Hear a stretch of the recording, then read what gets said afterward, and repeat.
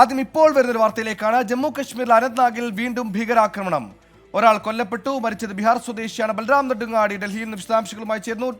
ബൽറാം, വിവരങ്ങൾ.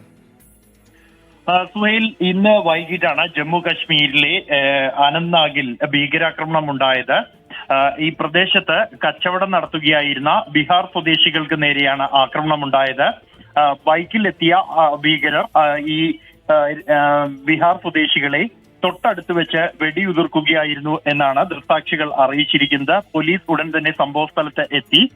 ഈ ആക്രമണത്തിൽ ഒരാൾ മരിച്ചിട്ടുണ്ട്. രാജാ ഷാ എന്ന ബീഹാർ സ്വദേശിയാണ് മരിച്ചത്. മറ്റൊരാൾക്ക് ഗുരുതരമായി തന്നെ പരിക്കേറ്റ് ആശുപത്രിയിൽ പ്രവേശിപ്പിച്ചിരിക്കുകയാണ്.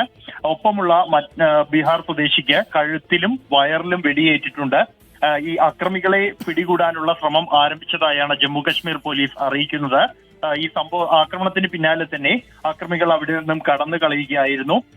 സമീപ ദിവസങ്ങളിലായി ഇത്തരത്തിൽ ഈ ജമ്മു കശ്മീരിൽ നിന്നും പുറമേ നിന്നെത്തി അവിടെ താമസിക്കുന്ന തൊഴിലാളികൾ ഒപ്പം തന്നെ കച്ചവടക്കാർക്കെതിരെയും ആക്രമണം നടത്തുന്ന സംഭവങ്ങൾ തുടർച്ചയായി റിപ്പോർട്ട് ചെയ്യപ്പെട്ടിരുന്നു. കഴിഞ്ഞ വർഷവും സമാനമായ സംഭവങ്ങൾ സംസ്ഥാനത്ത് ഉണ്ടായിരുന്നു.